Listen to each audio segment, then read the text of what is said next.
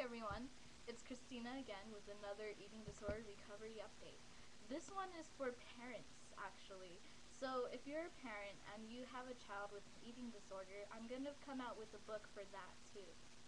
I'm going to give you a brief overview of, do's and don'ts when you are dealing with a child that has anorexia or bulimia or a mixture of both. The first one is don't believe that's the only disorder your child has. More often than not, a child with anorexia or bulimia will have some other disorder.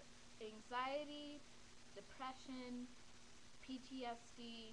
For me, well, I had all three. Not so much anxiety, but I had PTSD from a sexual assault encounter, and I had depression long before I had my eating disorder. So a lot of times when a child... Okay, let's go with scenarios. They're much better. Scenario 1. Your child has always had perfect grades, but now school is getting harder and it's harder to get the grades that she's used to. Or he. It can be with boys too. And all this stress and feeling out of control, maybe during middle school or during high school, they feel more and more as the odd girl out.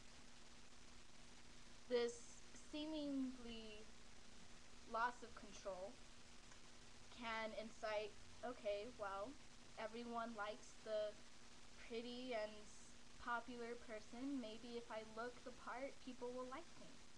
It's not all about looks, though. You have to be careful about that. It's more about control. It's, I can control my eating, even if I can't control others, even if I can't control my grades because my grades are slipping or, it's hard to keep my grades up. Another scenario is your child has always been a health nut. They've always eaten vegetables and all their fruits, and maybe they're a vegetarian, maybe not, maybe they're a vegan, and, they exercise, and it seems like they're exercising all the time. They're walking everywhere, and they're running around at 6 to 10 a.m., and that's 4 hours of running. That is not normal. Exercise is great, but in moderation. Anyway, my point is, usually there's something that triggers an eating disorder. An eating disorder is more often than not a symptom. It is a symptom of depression or anxiety, or it's some or it's a symptom of PTSD, as I said. It could be a way to rebel if you work with eating disorders, and it can get out of control very easily. Sometimes these girls and boys, they know what they're getting into. They know it's a disorder, but they want it. Okay. And what happens is it gets out of control really quickly, even though they promise themselves at the beginning, oh, I won't get out of control, I won't become emaciated, I have more willpower than that, I won't get over the deep end. But they're wrong. This disorder progresses quickly, and you can't stop it when you're the one who has the disorder. Another thing to realize is it's not just about eating. When someone feels fat is actually a mixture of emotions. For me, it is anger, it is sadness, it is loneliness, it is being tired, and it's all of those in one. And if your child is in a progressed stage of the disorder, it's more than likely they don't know what they're feeling, or they don't feel anything at all. They lose their sense of emotion. And it takes therapy to get that emotion back. Which makes me to another important topic. Get your child help. It is not sheer willpower that recovers you from an eating disorder. It is medical attention. It is pediatric attention, and it is support and nurturing from the parents. When I had my eating disorder, my mother mostly would give offhand comments. I'd go to the doctor, and the nurse there would say, "Oh, you look so great. You've lost like maybe 10 pounds." And I would be like, "Yeah, thank you." And my mother would go, "Well, I think she's lost enough." And I would look at her offhand, "Okay, we're in public. Don't start a fight here." And one time at dinner, I was having a particularly bad day, but I still wanted to eat. So I cut up an apple into tiny pieces. And my father came and said, "Aren't you having anything else?" And my mother said, "She's having an apple, a tiny apple cut up into little pieces." Don't get me wrong, I love my mother. She just approached it from the wrong direction. Really, it's her way of saying, "I know something's wrong and I want to help, but I don't know how." This book that I'm going to come out with is going to equip you with the weapons that you need to help your child, to know how to help your child recover from their eating disorder. Weapon 1, understanding.